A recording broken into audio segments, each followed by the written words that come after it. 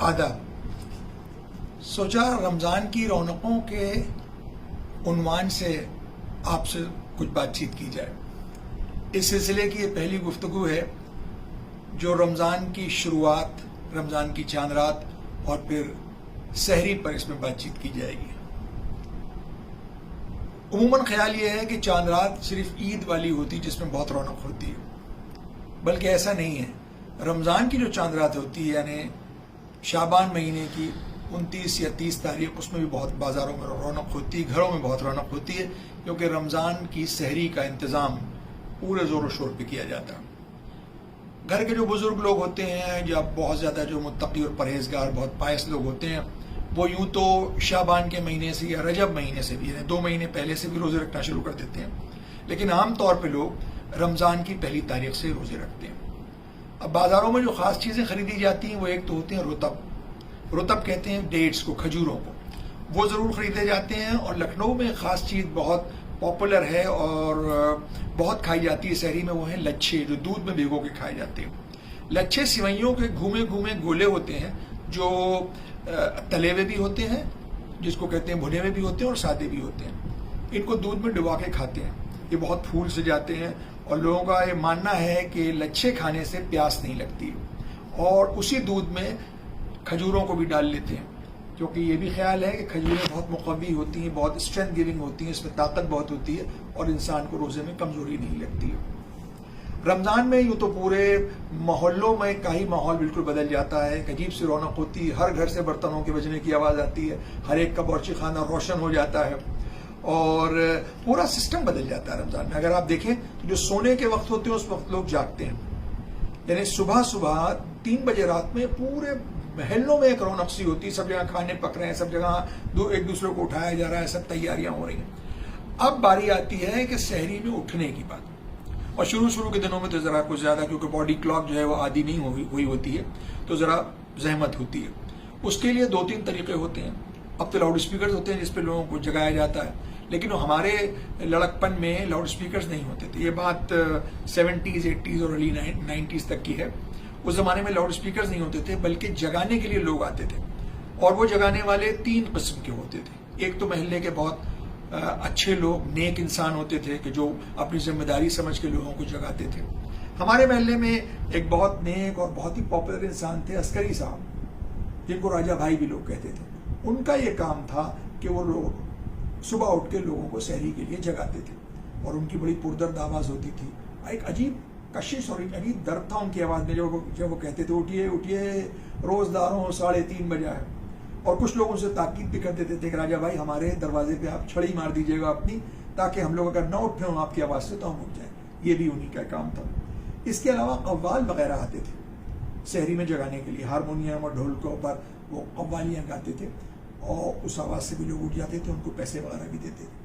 تیسری قسم کے جو اب شاید ختم ہو گئے، وہ ملنگ سائیں لوگ جو ہوتے تھے، جو ہاتھ میں لوہے کی چوڑیاں پہنے ہوتے تھے اور ایک لمبا چوغا ہوتا تھا، اور اس چوڑیوں کو اپنے پھٹے، ایک ڈنڈا ہوتا تھا ہاتھ کو، اس سے چھن چھن بجاتے تھے وہ ان کے ردم کے لیے، اور اس پر وہ گاتے تھے رمضان کی فضیلت، یعنی رمضان کی جو خوبیاں ہیں، جو اچھائیاں ہیں اس کے بارے میں، اور جو رمضان میں روزہ نہیں رکھ کے اس کے لیے کیا کیا، اس کے لیے دقتیں اور عذاب ہوگا. یہ سب باتیں، کہانیاں، پوری روایتیں ہوتی تھی جو اس پر بجا کے سناتے تھے.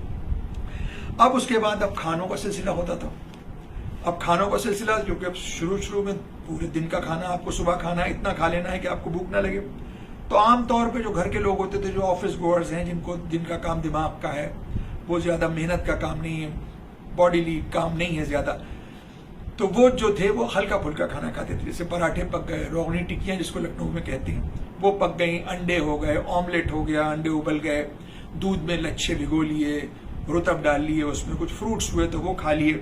لیکن جو محنت کرتے تھے لوگ، جو محنت کش لوگ ہوتے تھے، گھر کے نوکر وغیرہ، وہ پورا کھانا کھاتے تھے. They use to have full میل، ان کا پورا کھانا ہوتا تھا.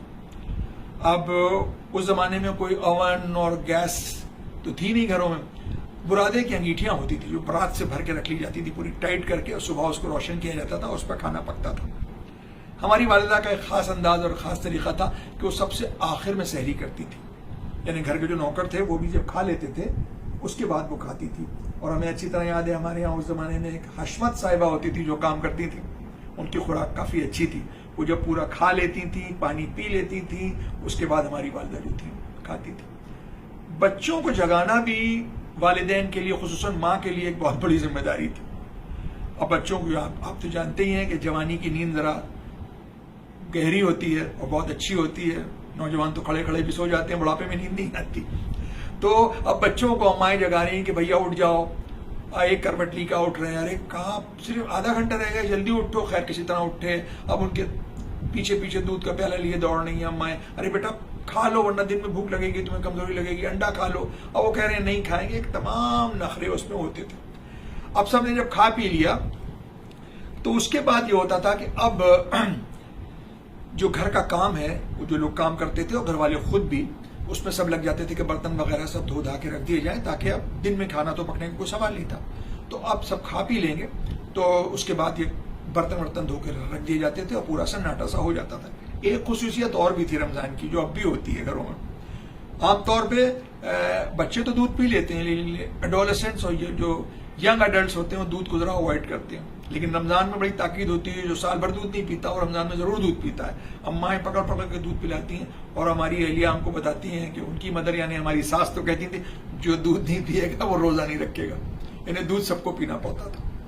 پورے گھر کا چلن بدل جاتا ہے پورے 30 دنوں تک. اب جب سب نے کھا پی لیا، ایک بات اور مجھے یاد آئی. گھر میں لوگ ہوتے ہیں، کسی کو پان کا شوق ہوتا ہے، کسی کو سگریٹ کا شوق ہوتا ہے، کوئی حقہ پیتا تھا اس زمانے میں، اور وہ دن بھر تو ملے گا نہیں.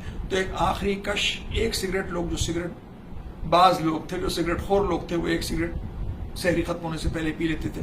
کچھ عورتیں تھیں یا مرد تھے جو پان کے عادی تھے، وہ پان کھا لیتے تھے، اس کے بعد بھی دانت وانت مار کے کلی ولی کر کے تیار ہو جاتے تھے.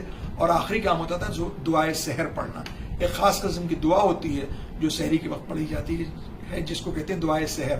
وہ ایک گھر کا بڑا بیٹھ کے سب کو دعا اس کو پڑھاتا تھا اور اس کے بعد سب کو اذان کا انتظار ہوتا تھا کہ اذان ہو اور پھر سب نماز پڑھ کے پھر سب سو جاتے تھے. اب اگلی قسمیں آپ کو اور رمضان کے پورے دن کے بارے میں، پھر اس کے بعد پھر افطاری کے بارے میں، پھر چاند رات، پھر عید، اور اس طرح سے بہت ہی اور بھی رمضان کے پہلو ہیں، اس کے بارے میں آپ سے ذکر کریں گے. تب تک کے لیے آداب.